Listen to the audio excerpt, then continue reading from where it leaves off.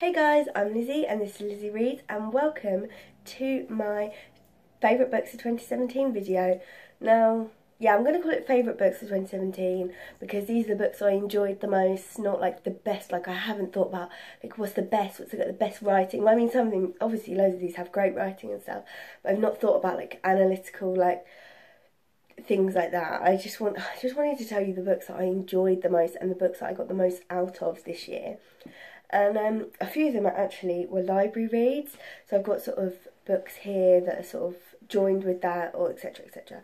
But also I have like a few like I've grouped together in like the series because I just thought I enjoyed the series as a whole rather than saying, oh, I like this one book, like picking one book.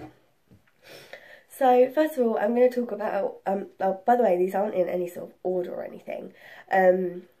And if I'm sniffling, I'm sorry. I'm wearing the same outfit for a few videos because I'm filming all together.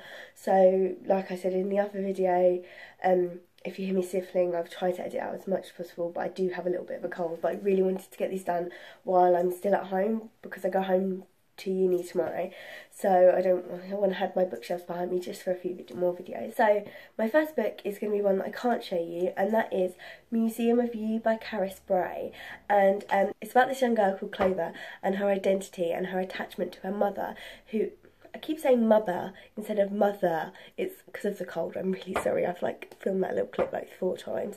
Mother to her mother.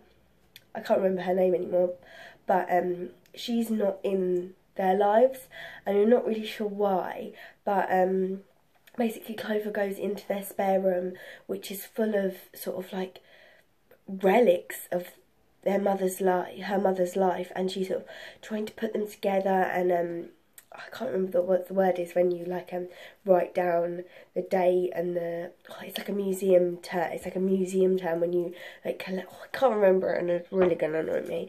But basically, she sort of collects like loads of data and like writes about all of these little like artifacts, like her mother's t-shirt, like pictures of her and things like that.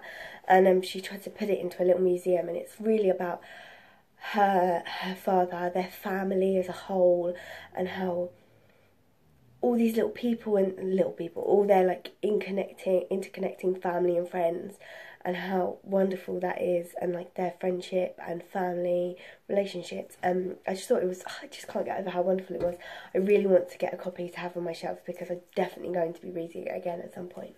Going on with the theme of books, I don't quite have them all here, but I categorise sort of 2017 as the year that I sort of fell in love with Neil Gaiman, I guess. I read a few of his books this year. I read American Gods, Norse Mythology, The Sleeper and the Spindle, Neverwhere, The Ocean at the End of the Lane, and my 2 standout favourites were American Gods and The Ocean at the End of the Lane, which I borrowed from the library, and I loved. I read The Ocean. I'll start with The Ocean at the End of the Lane because I read that in sort of an afternoon. It was so consumable, and it was about this boy and his family get a nanny, and there's something about her that he just doesn't like, or he knows there's something wrong about her, to not give too much away. And at the end of the lane where they live, there's a family of 3 women, a grandmother, a mother and a child, and he takes refuge in that family. It spans like maybe a week at most. Really small period of time, maybe even smaller than that, I think. And I was just so consumed in this magical realism, this magical world, and I loved the aspects of food in it, because there was like he was eating food at their house that was just amazing, but whereas he was being treated cruelly at his own home, and there's so much feeling in it, and I just thought it was beautiful. It was the best Neil Gaiman I've read so far. But also, one I wanted to mention, which I loved probably a little bit less, was American Gods. And this, I read the chunkier version. I read the author's, it says the author's preferred text. I'm like swinging this around like, wee. Sorry, I'm being so weird. But I read the longer version, and at times I was like, oh, it's a little bit like I've got to work through it, but I was so engaged with this world and the characters, It's basically a world in which every god you've ever heard of exists, and it tells the story of Shadow Moon, who is just about to be released from prison, but he gets told his wife has been killed in a car accident, so he gets to go home early, and on the way home he meets, I always want to say enigmatic, because I think that's what it says on the back. Yeah, the enigmatic, and that word like really like it stays in my mind when I think of Mr. Wednesday. Yeah, a guy called Mr. Wednesday, and he sort of employs him basically because this guy Shadow's life is sort of ruined because of all the catastrophic events that are sort of like surrounding his wife's death. But yeah, he gets swallowed up into this amazing magical world. Like, it's so interesting and it was so gritty, and like, yeah, like it had its faults, but I enjoyed it so much. I was so wrapped up in this basically straight after I watched the TV show, and I was expecting the Amazon Prime TV show to be like one season, the whole book, and I was watching the first episode and I was like, oh, we're not progressing very far. And yeah, things were different and weren't like how I imagined it, but having that connection with the book really made me enjoy the TV show, I guess. Like, I really enjoyed it, but things were different, but not bad different, just different. You know how things are when they make a book you really like into a TV show. But I actually only read this because I heard about the TV show, and I typed it into Google to find out when it was coming out, and I saw that it was a novel by Neil Gaiman. I saw that it was a novel by Neil Gaiman, and I was like, oh, I have to read that right away. Book that I don't really have the books that is one of my favourite books of the year, because this is a reread, but is the Princess Diaries series. I'm going to talk about it as a whole, because this year mostly this year, I read the first one in 2016, a reread of this first one in 2016, and I read all the rest of the series in 2017, and I adored rereading this series. I thought it was so funny. Basically, The Princess Diaries by Meg Cabot is about a young girl who is a little bit, she's a teenager, she's in middle school, she's in high school, and basically she finds out that she's a princess and she's the heir to the throne, and her whole life is flipped upside down. Everything changes, everyone finds out. But basically, it's just the diaries of a dramatic young girl, and I loved it because I think they're hilarious. And I've heard, I've seen on Goodreads, some people say it's too overdramatic, blah, blah, blah, like she's so melodramatic, she's insufferable. Like, this is how teenagers think. Like, I don't know if, like, these people weren't dramatic teenagers like me, but I was a completely overdramatic, ridiculous teenager, and, like, it reminded me of that. And obviously I could see that she was being dramatic, and I could see her thoughts were sort of wrong or things like that, but I knew that this was sort of like a teenage, sort of, it's just my teenage, well, not my teenagers, I'm not a princess, but it's sort of like teenage feeling, like encapsulated into a book, into a series of books. And I read for the first time the 11th adult novel, Royal Wedding, and I adored it. I loved having a new, fresh novel that I couldn't remember I didn't have any idea about, and I got it from the library because it's quite hard to find online for like a reasonable price. I definitely want to get it again because I want it to go in my collection, because I've got them lined up just down there and they look so good on my shelf. But I adored it. It was amazing. There were plot twists. I honestly adored it, and I want to read sort of, it's not the continuation, it's not the follow-up, it's like a side-along that goes past the end, called I think it's called The Notebooks of a Middle School Princess. Sorry if the angles changed slightly, I had to do a bit of moving around or whatever, but it doesn't matter. Well, hopefully it doesn't matter. Right, so next is a book I'm probably going to talk quite briefly about, because I have done a whole review on it. I keep scratching my nose, I'm really, really sorry. It's The Polar Bear Explorers Club by Alex Bell, and this is a lovely little middle grade novel, really easy to get through, with illustrations, beautiful, beautiful illustrations. It's my favourite one, I think. Oh dear, I think I've just got nail varnish on it. That's okay.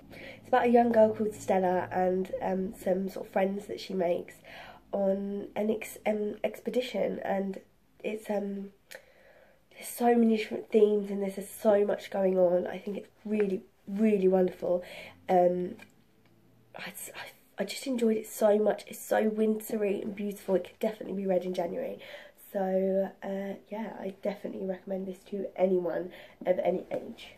Another sort of series that I'm sort of halfway through at the minute, well, I'm on the third most recent book, is the A Cormoran Strike series by Robert Galbraith, aka J.K. Rowling. And these are books 1 and 2, and I'm currently in the middle of book 3 at the minute. And I really enjoyed these, actually. I only read these sort of in December, so you'll hear about them again in my wrap up. And yeah, I really enjoyed them. They're about an ex-army private detective called Cormoran Strike and his secretary, Robin, what's her last name? Robin. Why is she not on the back? Robin Ellicott. What a beautiful last name. I'm going to include that in because you guys can I'm sure you love to see me running around like a tit looking for her last name. How could I forget? I'm literally reading the 3rd novel right now. Yeah, and they're mystery novels. Mystery sort of, I suppose they're more mysteries, and so they're like crime. They are crime novels, that's the word. And yeah, they're really character driven, but the mysteries are in themselves very interesting because you get to explore the characters in the mysteries as well. Yeah, I just find them really really huge, like they're massive page turners for me. I'm like turn. I stayed up to like 1 AM to finish this one because I just had to finish it. And the next day went out and bought this one. I just had to do, like, it's just something I had to do. Like I couldn't help, so I had to include them in this because I really enjoyed these this year. And I'm holding them really weirdly. Wait. Better.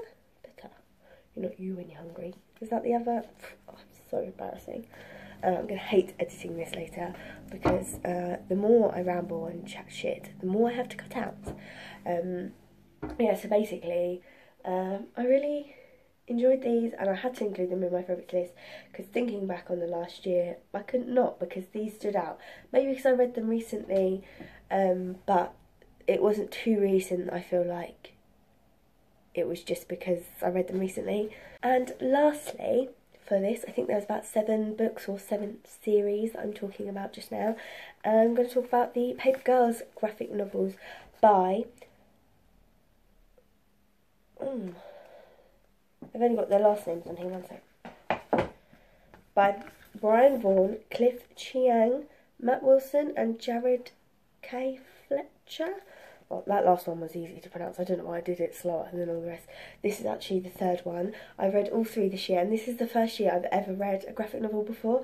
That might sound crazy to some people, but I just never read them before. I don't know why.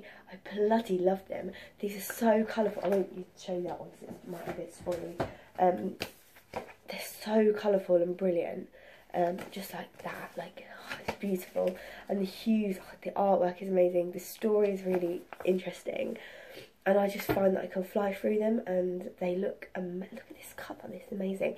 Basically, it's about 4 girls who do a paper round and it's set in the 80s and it's got a massive sci-fi twist. Just like the scenes of them like all on their bikes just makes me think of like Stranger Things and like other things like that. Yeah, it's definitely got like Stranger Things vibes but with girls. So yeah, unless I guess it hasn't got that like World of Warcraft, is it World of Warcraft in Stranger Things that they talk about or that they use, but like that sort of like thing to it that like I don't really understand, whereas this is just sort of, I don't know, it's just beautiful, like it's amazing. I really enjoyed it and I had to include it because it's really got me into graphic novels, and I've read sort of 2 other graphic novels this year other than these 3, and I thought that I should include it because it's definitely got me into the swing of graphic novels. So that's it from me today. I hope you enjoyed hearing about the books that I enjoyed the most in 2017, and here's to a good reading year in 2018. Thank you very much. Bye!